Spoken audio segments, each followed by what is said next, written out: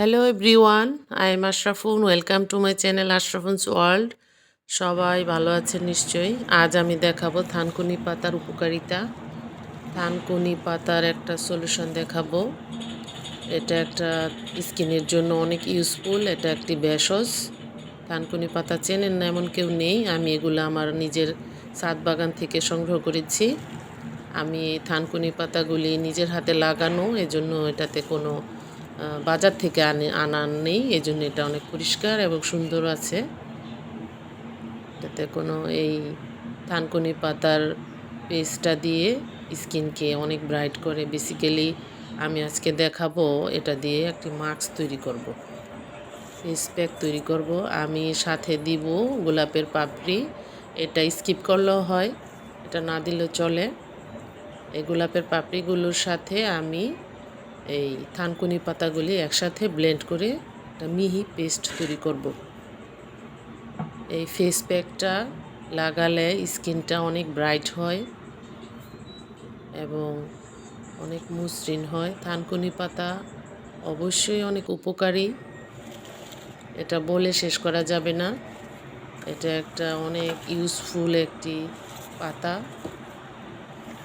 এখন আমি এই ধুয়ে রাখা থানকুনি পাতাগুলি এবং গোলাপের পাপড়িগুলো একসাথে ব্লেন্ড করব।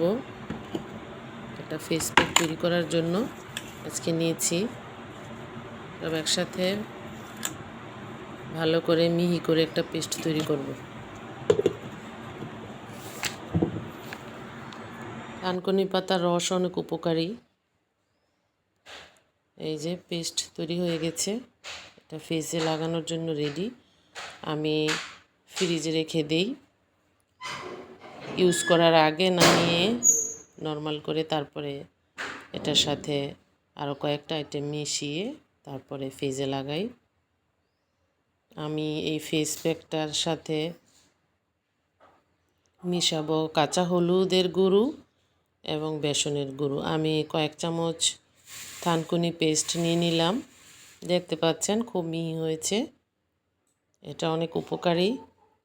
আমি এখন প্রায় 1 চামচের মতো কাঁচা হলুদ এবং বেসনের গুঁড়ো মিশাবো এই প্যাকটার সাথে। ভিডিও ভালো লাগলে জানাবেন, কার কার পছন্দ হয়েছে কমেন্টস বক্সে জানাবেন।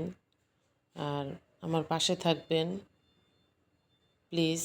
আমার চ্যানেলটাকে সাবস্ক্রাইব করে রেখে দিবেন। 1 চামচ পরিমাণ মিশালাম। এটা এখন ভালো করে